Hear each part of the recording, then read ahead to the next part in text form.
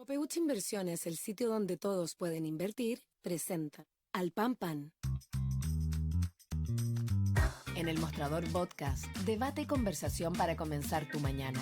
Al Pan Pan, con Mirna Schindler. Entrevistas con los actores de hoy. El Mostrador, el poder de la independencia.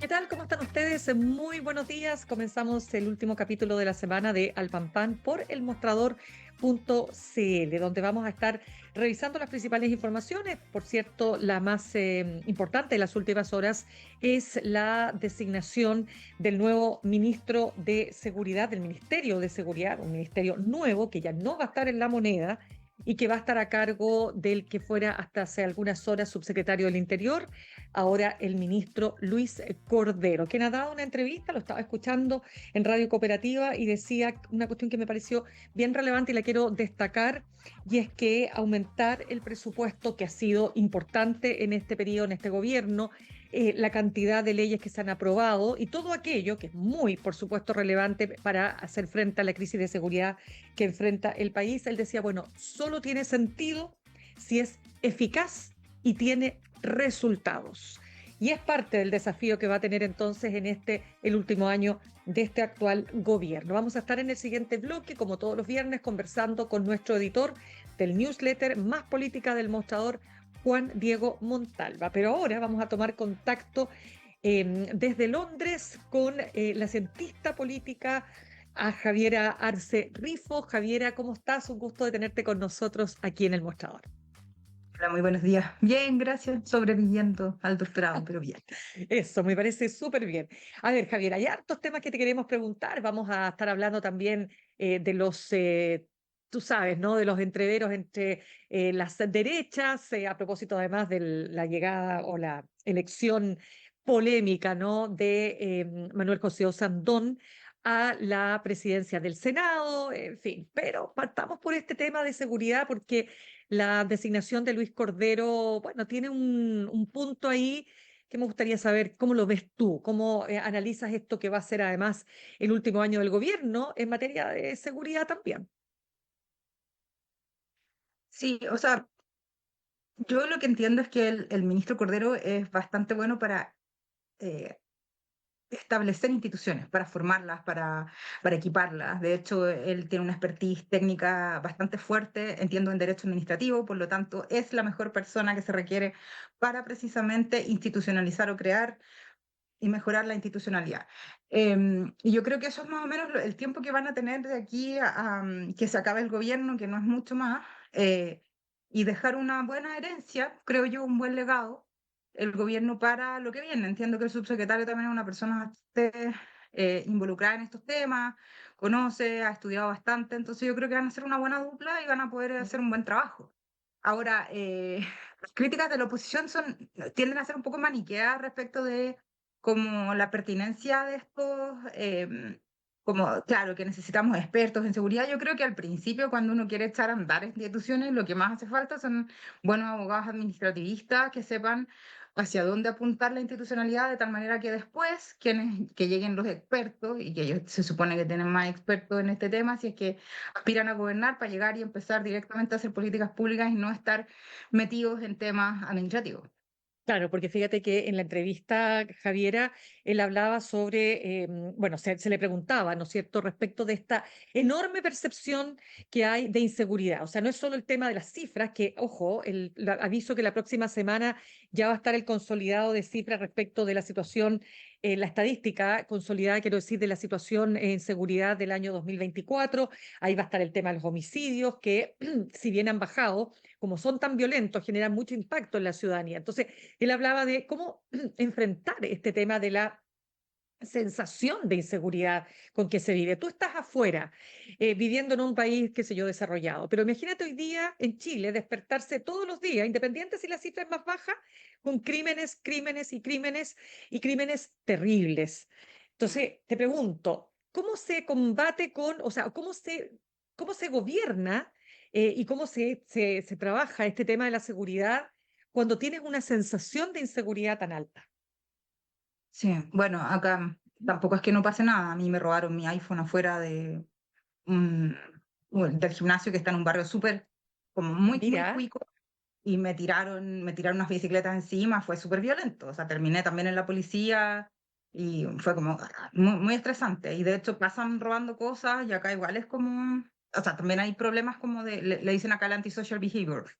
Así que no es ya. como un monopolio de que acá no pase nada. Acá pasa, hay violaciones, hay robo, hay de todo. O sea, también es como, o sea, y de hecho hubo una ola de asaltos también súper fuertes en la zona sur, donde robaron hasta un par de diputados, también los teléfonos, todo. Así que para tenerlo en claro. Pero yo creo que una de las cosas, el primer error que nosotros cometimos, yo creo como gobierno, y digo porque es mi gobierno, porque también tenemos a la coalición de gobierno, eh, es que empezamos como a hablar de las cifras en vez de hablar de lo que sienten las personas.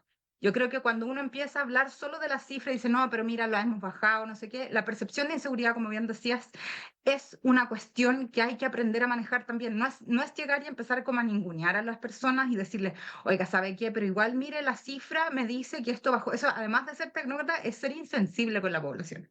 Entonces yo creo que acá uno no puede minimizar el sentimiento de inseguridad de la población de tal manera que esto pueda acomodar mis discursos. Yo creo que acá hay que atender a la población, hay que hacerse cargo de los sentimientos también que esto genera, el tema de la inseguridad. O sea, para mí no sería grato que en la esquina de mi casa me encontrara un pedazo, no sé, una pierna, una mano, un brazo de alguien, y que esto lo tenga que normalizar. Me niego a que tengamos que normalizarlo como en otros países como México, Brasil, donde sí ocurren estas cosas, pero me niego a que tengamos que normalizarlo y que además esto, y esto también hay que tenerlo claro, esto afecta principalmente también a las poblaciones más pobres, que son los que se sienten más inseguros. Entonces no podemos estar ninguneando ni minimizando el pesar y el sentimiento de estas personas. Entonces yo creo que ahí hay un problema en cómo comunicamos estos temas, y por otro lado tiene que ver con el combate efectivo al crimen organizado y a las políticas públicas en torno a las poblaciones. Ahora, a mí me preocupa, viendo el tono de la discusión presidencial, ya que se pone más acalorada, observamos gente prometiendo, no sé, cocodrilos, con minas antipersonales, con no sé qué, cárceles donde los vamos a electrocutar a todos, etcétera. Ya, creo que aquí hay que empezar a bajarse un poco la fiebre, porque la verdad es que si nos retrotraemos al gobierno de Sebastián Piñera, el 1 y el 2, siempre el presidente Piñera decía que se le iba a caer la fiesta a los delincuentes, que iba a terminar con la puerta giratoria, y al final del día recibió este gobierno como herencia un problema de delincuencia y migración totalmente descontrolada, con crimen transnacional organizado, y que además hubo un cambio en la fisonomía del crimen. Entonces, eso también ha costado, porque como decía al principio, no hay tantos expertos en ninguno de los dos bandos políticos de estos temas.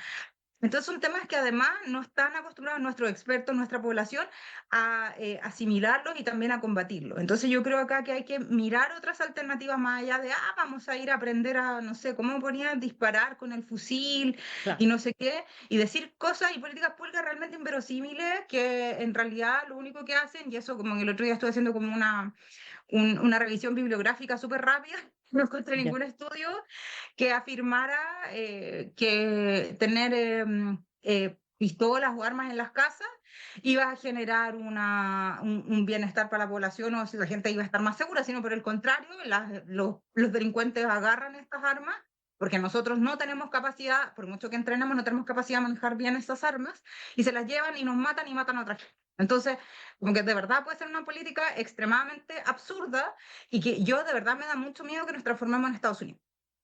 Y eso No. podría llegar a pasar. O sea, pero imagínate, qué duda cabe que... Y hay varias, incluso hay estadísticas también a propósito de lo que tú señalas, ¿no es cierto?, de la ineficacia y al revés, del peligro que reviste el que las personas se armen para eventualmente enfrentar una situación delictual.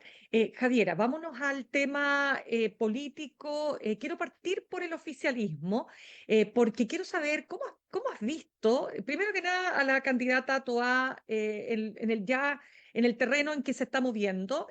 Todavía no hay definición respecto al Partido Socialista, está por verse qué va a ser el Frente Amplio, ¿no? Si va a quién va a designar. Ellos ya decidieron que van a tener un candidato o candidata, pero todavía no lo definen. Y por último, ¿cómo ves también la situación del PC, Janet Jara versus Jadwe?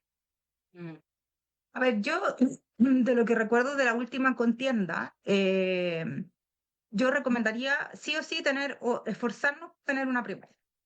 Yo, eso para mí sería fundamental. Creo que hay candidatos, yo invitaría también a Marco Enríquez, creo que puede presentar una performance súper interesante y además, mientras más candidatos tengamos, podemos tener una primaria además que convoque más gente.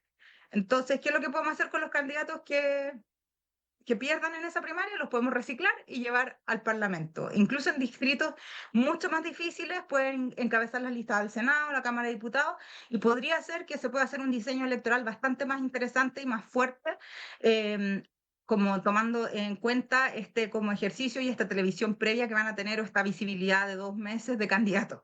Creo que hay que ser económicos, creo que hay que hacerlo. Veo por otro lado la derecha que no, al parecer, la derecha tradicional, si le vamos, no va a ser primaria, entonces nosotros en ese sentido no podemos quedarnos sin hacer este ejercicio.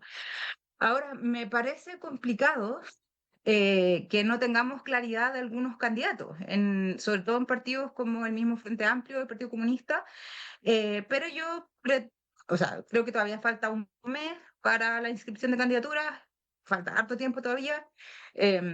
Yo no cantaría victoria y tampoco como que me pondría tan como estas columnas tan rimbombantes que hay, como, ay, Frente Amplio, qué terrible que no tenga candidato.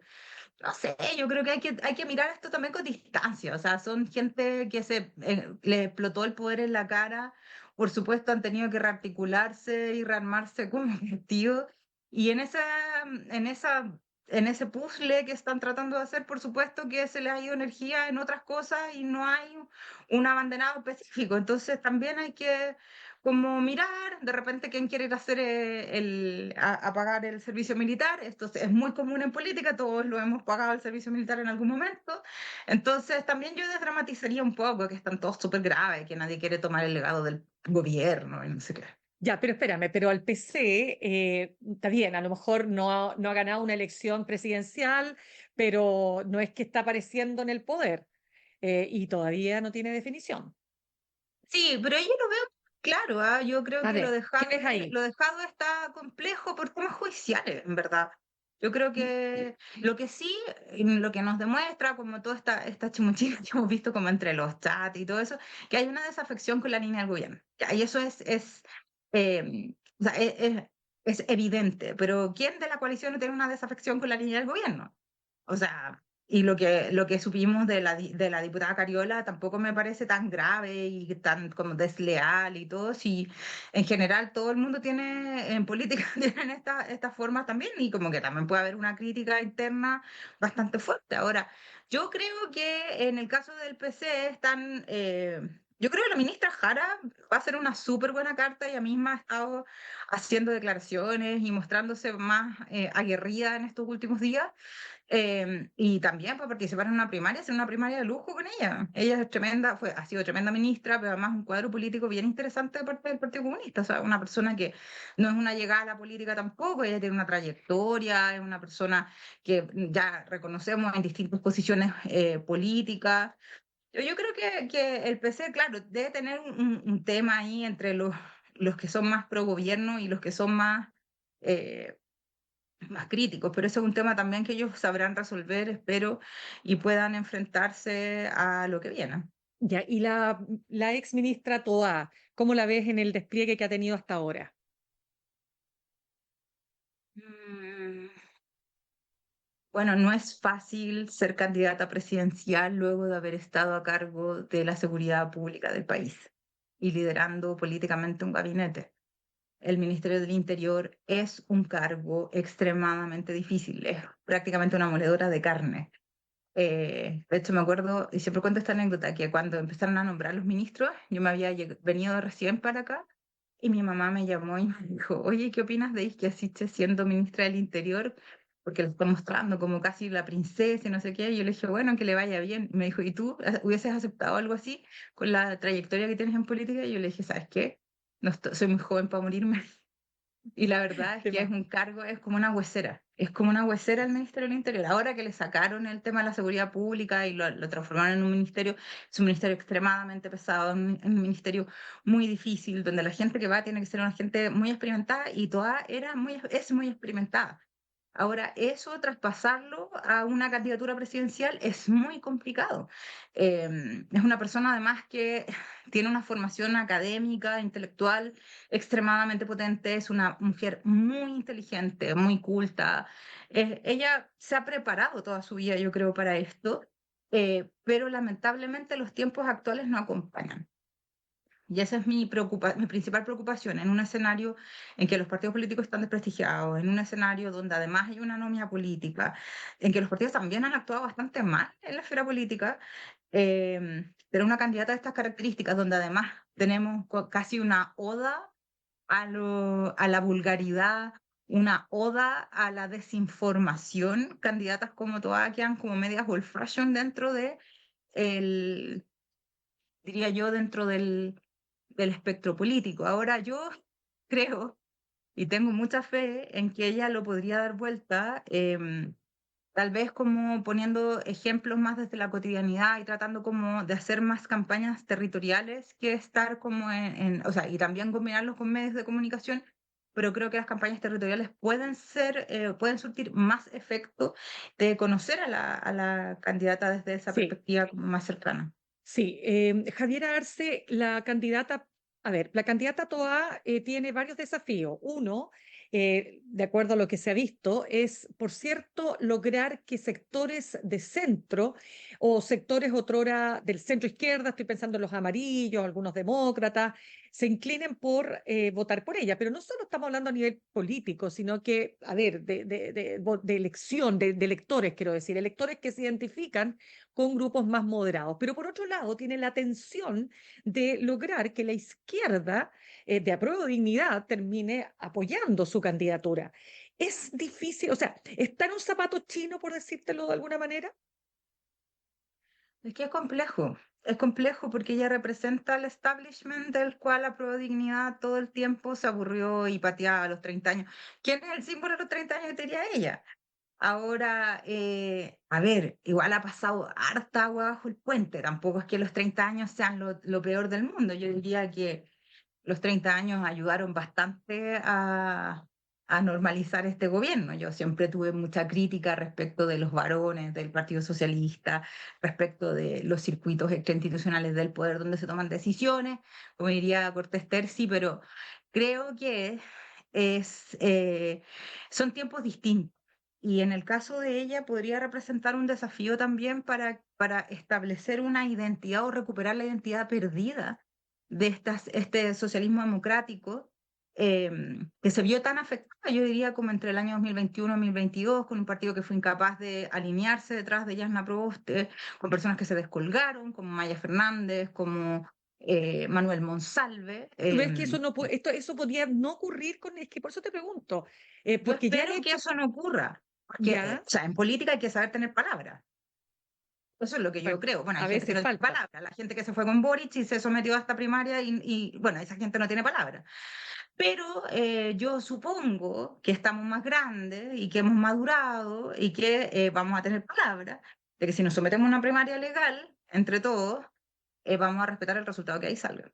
No, si eso yo no discuto que al menos a nivel de partido eso no ocurra. O sea, yo sí creo que efectivamente Perdón, Paula pienso que Narváez también se fue con Boric, se me había total, olvidado mencionarlo. claro, no, lo que te Se digo me es que había mencionado. yo no discuto que eso, o sea, si es que gana la elección, la primaria Carolina Toá, yo no discuto que los partidos se van a alinear en favor de ella, ¿no? Si la pregunta es si tú puedes apelar al centro, al mismo tiempo a la izquierda, ¿para qué? Para crecer más allá del 30%, que es lo que necesita cualquier candidato o candidata en este caso para ganar una elección. Ahí está el tema, porque es como, o sea, ya sabemos que si tú no te vas al centro, que esto ya está súper estudiado, no ganas la elección, que no te puedes quedar con tu nicho del 25%, que es el nicho constante que tiene este gobierno. Ahora, eso yo lo veo o sea, no lo veo tan complejo. Yo quiero tener esperanza, por eso te digo, estoy medio desconectada como de la gente de, no sé, yo diría que el Frente Amplio puede ser que cumpla su palabra y yo tampoco tengo, o sea, mi experiencia de trabajo con el Partido Comunista, la verdad, siempre ha sido gente que es muy ordenada y muy leal. O sea, con la presidenta Bachelet fueron muy leales. Por eso yo no tengo tanto, no tengo temor, si mi preocupación es que no hagamos la primaria y que nos quedemos cómodamente reconfortados No, esperando que no, pero eso no va Carolina a Toá, pasar. No, pero eso ojalá no va que a no, pasar. ojalá No, que pero no. primaria va a haber. Ahora, tú hablaste de Marco Enríquez Ominami. ¿Es un arma de doble filo tenerlo en una primaria? No, yo creo que deberíamos resarcir el error que hicimos el 2009 de no introducirlo en la primaria oficialista. Creo que fue un error no haberlo llevado. Creo que se cometió un error y ese error nos ha salido súper caro también como a nivel de partido. Nosotros tuvimos una extinción muy fuerte en el Partido Socialista en ese tiempo. Creo porque también en esa época tampoco Frei era un buen candidato, pero era lo que había. Y en el caso de Marco, yo creo que, o sea, no es una persona que anda a pie, tiene experiencia política, conoce lo que está hablando, y él mismo ha solicitado, yo esto no he hablado con él ni nada, yo no lo conozco tampoco, estoy solo Sí. especulando, pero lo que he visto lo he visto bastante activo en medios y con propuestas también muy interesantes, y además igual es divertido, o sea, como que trate, no sé, de Capibara, Kaiser, o sea, hay cosas igual como que le dan como Claro. alegría a estas carreras presidenciales, o sea, como... Y además tiene una cosa, ojo, que yo creo que tiene menos prejuicio y menos que perder en esto y probablemente las cuñas que se mande y las apreciaciones que tenga pueden, como entre broma y broma, dicen cosas que son bastante certeras. Ya, ¿y qué pasa entonces si efectivamente las derechas, bueno, más que las derechas, porque las derechas no van a tener primaria, sino que Chile Vamos no tiene primaria? ¿O cómo ves una primaria, por ejemplo, Javiera, entre Matei? ¿Te parece que sería una primaria competitiva? Tener a una primaria entre Matei, Jimena Rincón y Rodolfo Carter. Sí, no hay como que es como medio pato cojo, ¿ah? La primaria, como media pobre, diría yo. Porque claro, el Matei tiene concita los apoyos de todos los partidos de Chile Vamos. Entonces, ahí, y además yo creo que lo que pasó ahora con el Senado, hay que tener harto ojo ahí con esa, o sea, cuál va a ser el impacto de esta situación, porque, o sea, yo celebré porque tengo una visión bastante positiva del Cote Sandón, del senador Sandón, perdón, con que me ha tocado en varios momentos de las tramitaciones legislativas hablar con él y con su hermana, son gente muy abierta y que cumple su palabra. Y en esto quiero recordar que en el caso de la paridad de género, él nos ayudó mucho con la nona, con Desbordes también, con Marcela Sabat, que son gente con la cual uno siempre habla, que son de esta derecha más social, más democrática, y gente de Renovación Nacional también que es bien interesante. Entonces, pero me preocupa que no se haya podido ordenar o que el liderazgo de la candidata Matei no haya podido estar ahí ordenando esta bancada. Yo entiendo que hubo acá una deuda que tenía Felipe Cast, que es un poco lo que explicó ayer el senador Sandón, que dijo que lo había tratado de manera muy violenta. Eso también nos recuerda que somos bien humanos y que en política se paga todo, y que eso es muy, o sea, esto, o sea, pasó acá, pero esto pasa transversalmente y se distribuye normalmente la venganza y es formas de hacer política en todos los partidos. No porque seas de izquierda vas a ser más casto y puro y santo que la gente de derecha. O sea, esto se da en todos lados, se cuece nada, como dicen por ahí. Pero sí, creo que ahí hay una falta de liderazgo que queda demostrada de que no fuiste capaz de ordenar tus propias bancadas. Claro. Entonces, eso es complejo. Eso no, y el Senado, además, no es cualquier cosa. O sea, Mira, déjame contarte que en el Mercurio de hoy hay una columna de Manuel José Osandón. Y en esa columna él habla de por qué cree él que finalmente hubo esta reacción, ¿no es cierto?, tan contraria y tan, digamos, aguda contra él, como llamándolo traidor, etcétera, etcétera, ¿no? Y él, dos cosas súper cortito, desconoce que había un famoso acuerdo, él dice, no era tan así, no es verdad que sabía que todo esto estaba acordado, esto que lo otro, bueno, eso es parte de la discusión, pero lo segundo dice que lo que ocurre es que hay un sector que no puede soportar que la presidencia del Senado esté en manos de la derecha social, con voto popular y alejado de la derecha económica. O Sea, sea, si de yo nuevo las ayer tensiones. escuchaba a la Silvia Aguirre del Centro de Estudios Públicos que decía, Claro, ay, Osandola es lo peor, no sé qué. Oye, pero el ninguneo que le hacen al pobre, si, pues, si tampoco es que pidamos que tengamos intelectuales en la política, o sea, ojalá sería lo deseable y todo, pero esta persona también lo que genera es un arraigo social importante y ese es el principal problema que tienen los partidos políticos en Chile, si tú no lo ves, o sea, están mal. Entonces, ningunear a la gente además, me parece un poco clasista también de parte de ellos. O sea, lo que le hicieron a Moreira, mandarlo a morirse frío al sur a competir a un distrito sumamente difícil, y el tipo, bueno, con los raspados de la olla y todos los ganas, pero estamos hablando de personas que se esmeran por salir adelante y que también han sido absolutamente ninguneadas por un sector importante, por la oligarquía de la derecha. Entonces, de nuevo, lo que nos saca a colación estos eventos finalmente es que el clasismo de nuevo se restablece en el ámbito público. Y ahí ese ninguneo también es feo, o sea, paren de hacerlo. Si el tipo es así y además no es una persona, por lo menos la experiencia que yo tengo de ir a pedirle apoyo, de hablar con ellos y todo desde la perspectiva de las medidas de acción afirmativa para las mujeres, mi experiencia ha sido súper interesante con ellos. No tenemos que hacer una cátedra de Simón de Beauvoir para explicarle que hay problemas de representación, sino que el tipo entendía fácilmente lo que le estábamos diciendo. pero Ahora, ya, disculpa, ahora dime. la última, pero él me decía, oye, pero prométeme que esto es por última vez lo de la paridad, y yo así, sí, senador, se lo prometo. Pero no es mentira, lo vamos a seguir intentando, porque hay una reforma política que ahora va a instalar el gobierno respecto a la mejora de la representación equilibrada de las mujeres, y con eso vamos a instalarlo y vamos a seguir adelante. Pero lo que te quiero decir es que me preocupa esta ninguneo que hay hacia él también, porque Claro, él pero es, espera, sí, no, sí lo entiendo, pero Javiera, cuéntame, ¿qué debió hacer entonces Evelyn Matei? Porque se le produce un problema. mira, yo soy mucho más pragmática. Voy a decir, ¿cuántos votos tiene Evópolis? ¿Cuántos votos tiene RN adentro? Ya, pero había un acuerdo, pues. O sea, eso es lo que dicen en Chile, vamos, había un acuerdo. Ya, pero el acuerdo primero del 2022 no lo respetaron. Y es ahí cuando Felipe Cast le dice, te voy a... ¿O no? Entonces, si no respetaron ese acuerdo, pucha, te metís ahí y empezás a decir, oye, ya, a ver, veamos quién tiene más votos.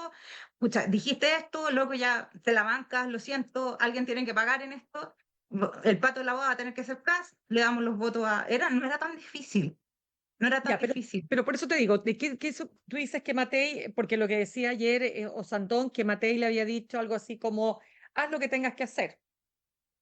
Lo hizo, lo hizo, terminó votando en rojo Edward, sus 4 votos que maneja y con los cuales siempre él está chantajeando y está Bueno, y bien con y los votos además y con los votos de la de la izquierda, esa de centroizquierda. la centroizquierda, que fue un maquinazo, o sea, eso hay que, o sea, sin nada, tenemos un vicepresidente, arquitectura y buenas máquinas nomás, pues, pero el tema es que Evelyn Matei debió haber tomado el liderazgo.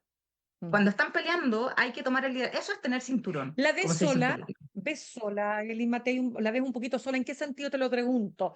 ¿En que está todo muy radicado en su figura? Porque algunos dicen le falta un poquito más de apañe, ¿no? Apañe de ideas, de propuestas, como que todo depende del estado de ánimo de ella y un día dice una cosa, otro día dice otra, pero como que el diseño ahí Sí. está un poquito desdibujado. Sí, y no hay una coherencia, y de hecho, ¿sabes qué es lo que más me preocupa? Que está corriendo sola hace mucho tiempo y debería estar ¿Ya? más consolidada, y la academia plantea que ha ido bajando sus apoyos. Ahora, me preocupa justamente la incoherencia de sus relatos y que salga con todo a pegar, porque me parece, y tengo la impresión, y esto no es nuevo, Mirna, esto ¿Ya? ocurre con todas las derechas tradicionales del mundo, que cuando parten estas derechas radicales, el discurso que ellas poseen queda un poquito perdida. Entonces están tratando de buscar cómo acercarse al tono de una manera un poco más organizada y no tan y más orgánica y no tan vulgar como lo tienen, por ejemplo, Milley, Trump, Jair Bolsonaro, que lo van a meter preso pronto. Eh, o sea, cómo ella está tratando de buscar. Y ahí yo creo que, o sea, yo no soy nadie para darle consejos, pero creo que lo primero es que ella tiene que dejar de autoboicotearse, porque de verdad cada declaración es impactante. O sea, lo de ayer así como, nadie debería ser presidente si no pasó por un municipio. Pucha, señora, o sea, gobernar Providencia es muy distinto a gobernar, no sé, el bosque. que con todo el amor que le tengo a mi amigo Manuel Zúñiga, él lo ha pasado también las estrecheces o Don Say Melo. O sea, son dos municipios totalmente distintos que han tenido gestiones bastante relucientes y bastante buenas, pero el presupuesto del bosque no tiene nada que ver con el presupuesto de Providencia. Entonces, me parece que ahí hay una hipérbole en su discurso. Y lo segundo, el tema de cómo se acerca tanto a la postura radical de Milei. Eso ¿En a qué mí me genera sentido? mucha preocupación. Por ejemplo, que se fue a meter al Centro de Estudios Públicos a un seminario, anda con el tema, le falta ahí salir con una motosierra, pero ella dice que va a tener unas tijeras grandes. Yo no sé si la política económica, y de verdad lo quiero decir así, con harta responsabilidad, yo no sé si la política económica de Milei es exitosa. Hasta diciembre del año pasado tenían un 50% de pobreza, de acuerdo a los datos de el INE de allá. O sea, a mí de verdad me preocupa que nos estemos comprando una dialéctica donde, por ejemplo, no sé, hoy día recibí mi beca, yo la recibo en dólares. Y la inflación está terrible en Estados Unidos y obviamente se devaluó el dólar y estoy recibiendo como 20 pounds menos cuando hago la conversión. Entonces, algo está pasando con el dólar en Estados Unidos. Están despidiendo gente, no hay claridad de lo que quiere hacer en el modelo económico. Entonces, yo no sé si tratar de ponerse en el carril de las extremas derechas le podrá traer rédito. Y por otro lado, no sé si usted sabe, Mirna, pero empezó esta semana ya, luego de una serie de investigaciones que hizo la Procuraduría General de la República en Brasil, investigaciones sobre el supuesto intento de golpe de Estado de Jair Bolsonaro. Entonces, yo desaconsejaría a la derecha tradicional de tratar de instalarse en este discurso, y yo creo que, volviendo al tema de Osandón, el único que lo está viendo en esto es él, y no su candidata presidencial. Que hay que desenmarcarse de estos discursos tan radicales, tan de odio. De hecho, a los hijos de Bolsonaro y a todas las personas que colaboraron en esto les pusieron el gabinete del odio. Tratemos de no imitar eso, porque eso contamina aún más la ya deteriorada política que tenemos. Ya, pues, quiero darte las gracias, Javiera Arce Rifo, cientista política desde Londres, terminando ya tu doctorado. Muchas gracias por haber estado con nosotros esta mañana. Gracias a ustedes, que estén muy bien. Gracias. Saludamos a nuestros auspiciadores. Ahorrar cotidianamente se puede y de forma organizada, rápida y online con Ahorrando, la nueva funcionalidad de tu app Coopeuch, en donde puedes programar ahorros de manera fácil y entretenida, eligiendo tus propias reglas y metas. Haz que el ahorro sea parte de tu vida con Ahorrando de Coopeuch. Más información en coopeuch.cl. Y te invitamos a inscribirte en el nuevo newsletter de El Mostrador, aquí Valparaíso, porque Santiago no es Chile.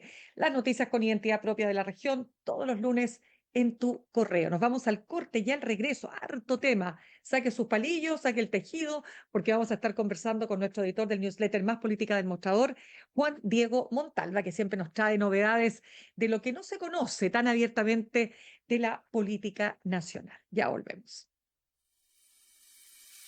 En instantes, una nueva entrevista en Al Pan Pan con Mirna Schindler por El Mostrador Podcast, el poder de la transparencia.